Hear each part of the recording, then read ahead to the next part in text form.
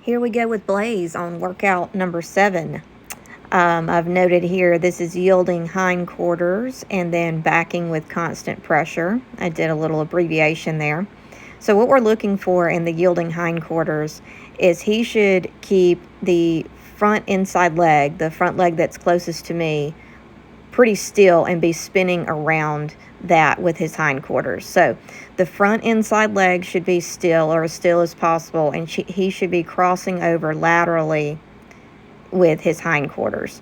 And I made this video today because he had gotten really good at it. See him there spinning on that inside leg, making nice steps. And with Blaze, I usually back him at least a few steps after each time because he wants to inch up on me still a little bit, even though today he was much, much better. But that's because he knows we're always going to be going backwards.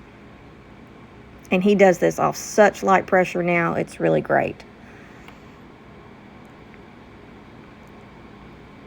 And here I'm away from him and we're yielding hindquarters. See, he's giving me 2 eyes there. That's great. This method of backing is called tapping the air. And I just tap this stick out in front of him. And if he slows up or that face gets too ugly, I kind of tap on the rope or whack on the rope a little bit and he feels that pressure. And he's either going to go on backwards or change his face just a little bit. And then he always gets rubbed. I've mentioned there's 4 methods of backing and I'm going to show you 3 here. And I'll get the 4th video going.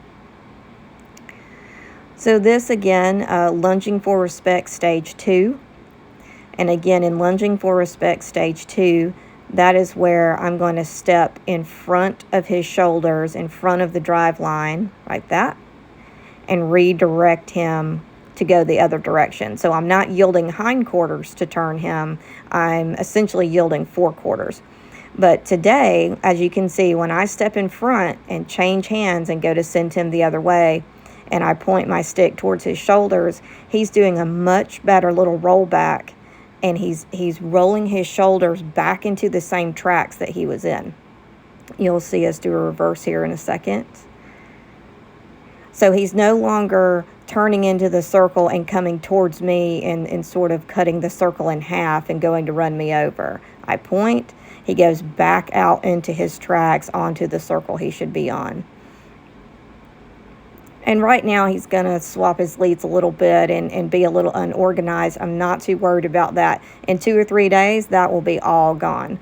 Right now he's just learning how to move his body towards me or away from me with the appropriate energy.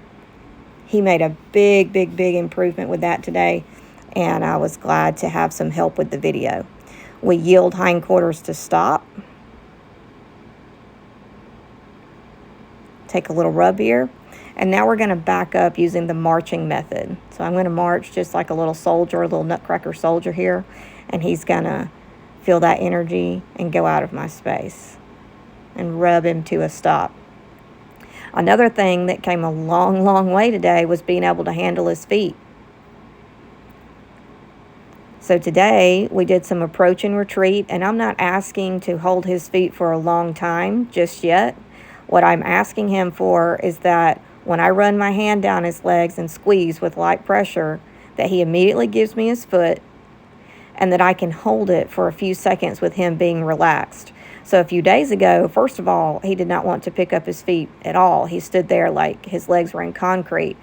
And second of all, he would then lean down and put all of his weight on you. So there wasn't any lightness to his body at all.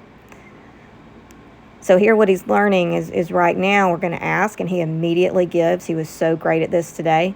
And you can see Jay there even sort of wiggling his leg a little bit. You can tell how light he is and how respectful he's being, not trying to knock us over or weigh us down. And we just call this approach and retreat. We say, hey, sometimes we're going to do this like this. And just like everything else, I'm going to build the seconds or build the minutes with this, just like I do with the steps. You know, the first time that we ever practiced yield hindquarters, I just asked for 1 step. Now we've got a good 3 steps, sometimes 4 steps.